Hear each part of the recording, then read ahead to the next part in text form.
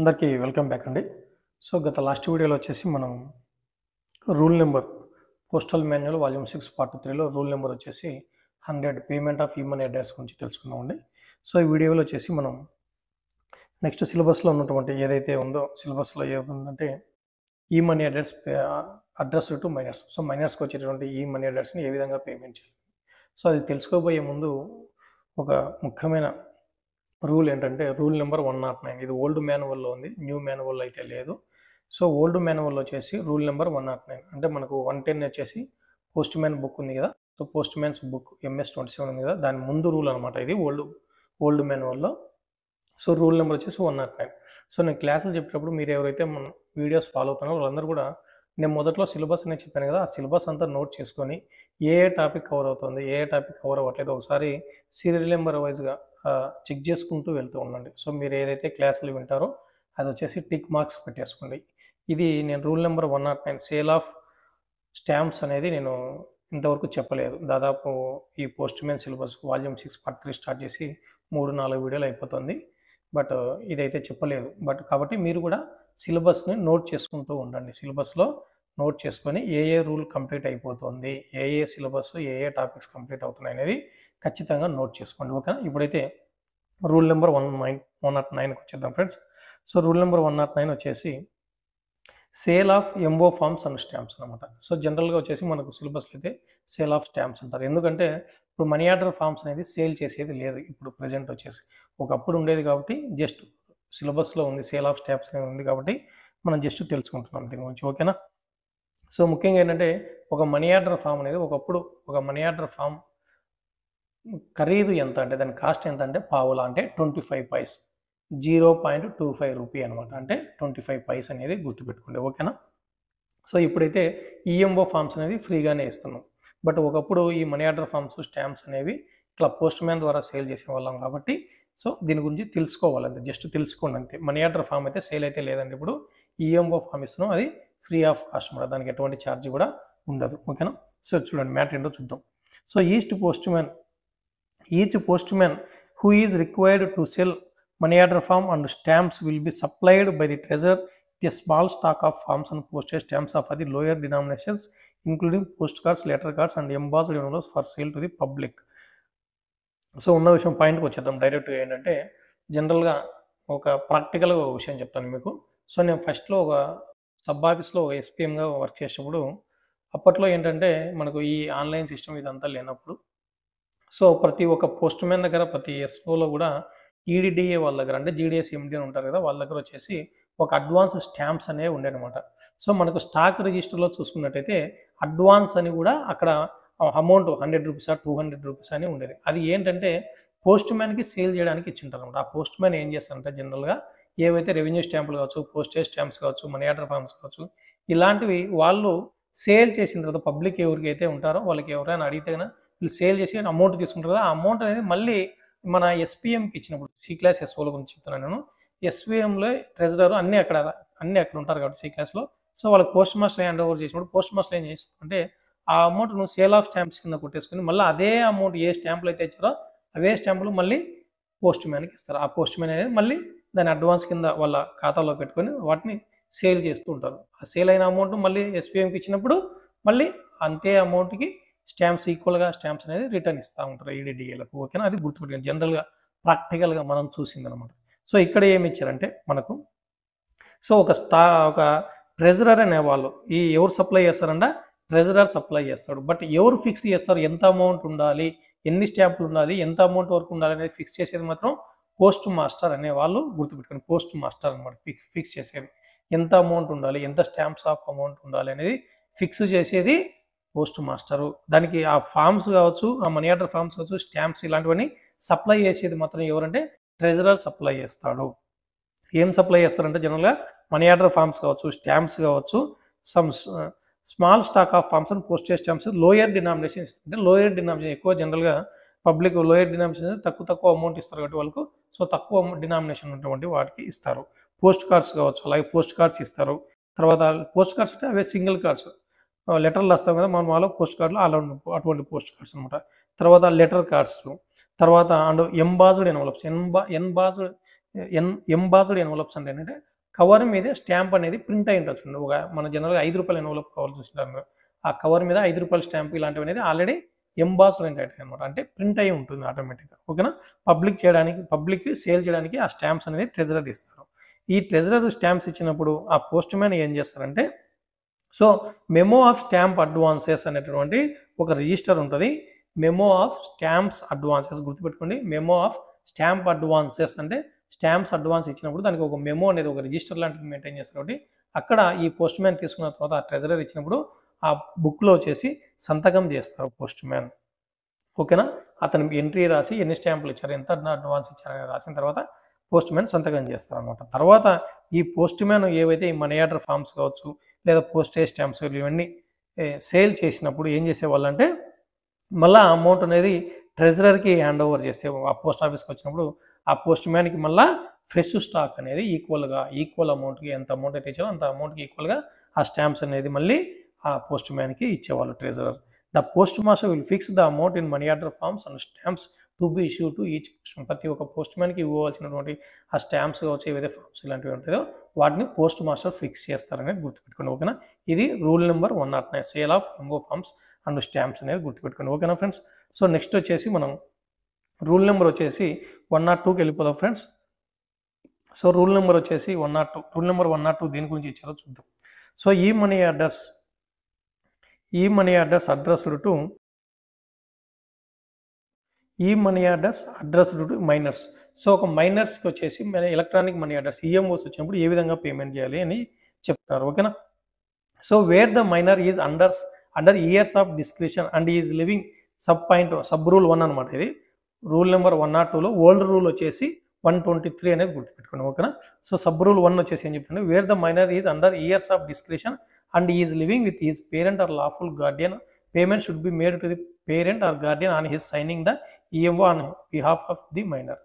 So ఒక minor అతనికి విచక్షణ డిస్క్రిప్షన్ అంటే ఏంటంటే అతనికి ఇంకా పూర్తిగా అర్థం చేసుకోలేని పరిస్థితి ఉన్నప్పుడు, అండర్ ఇయర్స్ విచక్షణ జ్ఞానం అంటారు కదా, దానికంటే ఇంకా తక్కువ ఇయర్స్ ఉన్నప్పుడు, సో అతను ఒక పేరెంట్ తల్లిదండ్రుల దగ్గర కావచ్చు, ఒక లాఫుల్ గార్డియన్ అంటే చట్టపరమైన ఒక గార్డియన్ దగ్గర కావచ్చు ఉన్నట్లయితే కనుక ఆ మనీ ఆర్డర్ అనేది ఆ పేరెంట్కి కానీ ఆ గార్డియన్కి కానీ వాళ్ళతో సంతకం చేయించుకొని వాళ్ళకి ఇవ్వాల్సి ఉంటుంది on behalf of the minor. ఆ మైనర్ తరపున వాళ్ళతో సంతకం చేసుకొని వాళ్ళకి ఈ ఈఎంఓ అనేది ఇవ్వాలి అనేది చెప్తున్నారు. ఓకేనా, నెక్స్ట్ సెకండ్ పాయింట్ చూడండి, where the minor is under years of description and is not living with his parent or guardian. So ఒక పేరెంట్ గార్డియన్ దగ్గర అతను మైనర్ అనే పిల్లవాడు లేనప్పుడు ఏం చేయాలి, అండ్ పేరెంట్గా ఎవరో గార్డియన్ ఎవరో నిర్ధారించలేనటువంటి పరిస్థితిలో payment should be made to the person in whose care and custody the minor for the time being. అంటే ఆ మైనర్ ఆ పరిస్థితుల్లో ఆ టైంకి ఎవరి కేరింగ్లో అయితే ఏ పర్సన్ కేరింగ్లో ఉన్నాడో ఆ పర్సన్ సంతకం చేయించుకొని ఆ పర్సన్కి ఇవ్వాలి. Subject to such person signing in addition to the EMO an agreement of indemnity undertaking to indemnify the post office against all adverse claims in respect of the amount of the EMO so paid. So ఆ money order payment చేసిన తర్వాత ఆ పర్సన్కి ఎవరు కేరింగ్లో అయితే ఉన్నారో ఆ పర్సన్తో సంతకం చేయించుకొని ఆ అమౌంట్ ఆ పర్సన్కి ఇస్తే తర్వాత ఈ పర్సన్ అనేవాళ్ళు ఒక ఇండెమ్నిటీ బాండ్ అనేది ఇవ్వాలి. ఇండెమ్నిటీ బాండ్ అంటే అదే నష్టపరిహారం, అతని తరపున మైనర్ తరపున ఎటువంటి ఏమైనా క్లెయిమ్స్ ఉన్న అడ్వర్స్గా ఎటువంటి ఏదైనా తప్పులు జరిగినట్టయితే కనుక సో అతనికి నష్టపరిహారం ఇచ్చే విధంగా ఒక ఇండెమ్నిటీ అనేది నష్టపరిహార పత్రం అనేది అతను ప్రొడ్యూస్ చేయవలసి ఉంటుంది. సో అతను ఒకవేళ అటువంటి బాండ్ అతను ప్రొడ్యూస్ చేయడానికి రిఫ్యూజ్ చేసినట్టయితే ఈ మనీ ఆర్డర్ వచ్చేసి వెనక్కి తీసుకురావాలి, పేమెంట్ చేయకూడదు అని చెప్తున్నారు. ఓకేనా, సో ఆ prescribed form of agreement should be obtained from the post master. ఆ ఇండెమ్నిటీ బాండ్కి ఒక ప్రిస్క్రైబ్డ్ ఫామ్ ఎక్కడ ఉంటుంది అంటే పోస్ట్ మాస్టర్ ఇవ్వాల్సి ఉంటుంది అని చెప్తున్నారు. ఓకేనా, నెక్స్ట్ వచ్చేసి ఇది చాలా చాలా ఇంపార్టెంట్ చూడండి. సో అందుకే రెడ్డింగ్లో అండర్లైన్ చేస్తున్నానండి, చాలా చాలా ఇంపార్టెంట్ అనమాట. Where the minor is old enough to understand the nature of the transaction payment should be made to the minor himself. ఒకవేళ ఆ మైనర్ ఇందాక ఏం చెప్పిన విచక్షణ జ్ఞానం పూర్తిగా లేకుండా ఇయర్స్ తక్కువ ఉన్నప్పుడు ఇప్పుడు ఒకవేళ అతనికి కొంచెం జ్ఞానం వచ్చి అతనికి ఆ మనీ ఆర్డర్ ఆ ట్రాన్సాక్షన్కి అతనికి అర్థమైనట్లయితే to understand the nature of the transaction payment should be made to the minor himself. అప్పుడు మైనర్కే ఇవ్వచ్చు, మైనర్తోనే సంతకం చేయించుకొని ఆ మైనర్కే ఆ అమౌంట్ అనేది ఇవ్వచ్చు అని చెప్తున్నారు. అంటే ఆ ట్రాన్సాక్షన్ ఏంది, డబ్బులు వచ్చినాయి కదా, ఎవరు పంపించారు, ఈఎంఓ ఏంటనే అతనికి తెలుసుకున్నట్టయితే, అతనికి అర్థం చేసుకున్నటువంటి కెపాసిటీ ఉన్నట్టయితే ఆ మైనర్కే మనం మనీ ఆర్డర్ అనేది పేమెంట్ చేయొచ్చు అని చెప్తున్నారు. ఓకేనా. నెక్స్ట్ వచ్చేసి స్టాంప్ డ్యూటీ నోట్ వచ్చేసి చూడండి, stamp duty will be payable as per latest stamp duty act. So stamp duty అనేది ఇందాక ఇండెమ్నిటీ బాండ్ గురించి చెప్తున్నారు కదా, దానికి ఆ స్టాంప్ డ్యూటీ అనేది ఎవరైతే ఎగ్జిక్యూట్ చేస్తారో వాళ్ళే అమౌంట్ భరించుకోవాలి. ఆ స్టాంప్ డ్యూటీ ప్రకారం ఆ అమౌంట్ అనేది భరించాల్సి ఉంటుంది. ఒకవేళ different rate of stamp duty, ఒక్కో సర్కిల్లో ఒక different rate of stamp duty ఉన్నట్టయితే హెడ్ ఆఫ్ సర్కిల్ అనే వాళ్ళు ఈ సరైనటువంటి నెసెసరీ ఇన్స్ట్రక్షన్స్ అనేది ఇష్యూ చేస్తారంట స్టాంప్ డ్యూటీ గురించి. A single agreement of indemnity may be taken in respect of more than 1 EMO paid at one time by post office to one and the person on behalf of a minor. ఒక పర్సన్కి ఒకటే టైంలో ఎక్కువ money ఆర్డర్లు వచ్చినట్టయితే కనుక ఆ money ఆర్డర్లు అన్నిటికీ కలిపి ఒకటేసారి ఒక ఇండెమ్నిటీ బాండ్ అయితే తీసుకోవచ్చు అని చెప్తున్నారు అదనమాట. ఓకేనా. సో నెక్స్ట్ వచ్చేసి రూల్ నెంబర్ వచ్చేసి 103 వచ్చేసి పేమెంట్ ఆఫ్ ఈ money orders address to persons without hands or fingers. Old rule వచ్చేసి 124, న్యూ రూల్ వచ్చేసి 103. ఏంటంటే పేమెంట్ ఆఫ్ ఈ money orders address to persons without hands or fingers. So వేళ్ళు, hands, చేతులు లేని వాళ్ళకి కానీ ఫింగర్స్ లేని వాళ్ళకి కానీ మనీ ఆర్డర్స్ వస్తే ఏ విధంగా పేమెంట్ చేయాలని చెప్తున్నారు. సో సబ్ రూల్ 1 వచ్చేసి చూడండి, so where a person suffering from leprosy who has lost his fingers is living in any asylum payment will be made to the head of the institution on his signing the E money order on behalf of such a person. So ఒక leprosy అంటే జనరల్గా ఒక కుష్టి రోగం అంటారు కదా, అటువంటిది అనమాట. సో అతని ఫింగర్స్ కానీ అతనికి లేనట్టయితే, ఒక అసైలం అంటే ఒక ఆశ్రమం అంటారు కదా, ఆశ్రమం కానీ అతను ఎక్కడైతే ఆశ్రయం పొందుతున్నాడో అటువంటి సెంటర్ను అసైలం అంటారు అనమాట. సో అక్కడ ఉన్నటువంటి ఆ సెంటర్కు ఉన్నటువంటి ఆ సెంటర్ కావచ్చు, ఇన్స్టిట్యూషన్ కావచ్చు, దానికి హెడ్ ఎవరైతే ఉంటారో ఆ హెడ్కి వాళ్ళతో సంతకం చేయించుకొని ఈ పర్సన్ తరపున ఎవరైతే మనీ ఆర్డర్ వచ్చిందో, ఎవరైతే లెప్రసీతో సఫర్ అవుతున్నారో వాళ్ళు ఆ పర్సన్ తరపున ఈ హెడ్ ఆఫ్ ఇన్స్టిట్యూషన్ సంతకం చేసి మనీ ఆర్డర్ తీసుకోవచ్చు అని చెప్తున్నారు. ఓకేనా. నెక్స్ట్ సెకండ్ సబ్ రూల్ వచ్చేసి వేరే person without hands or fingers.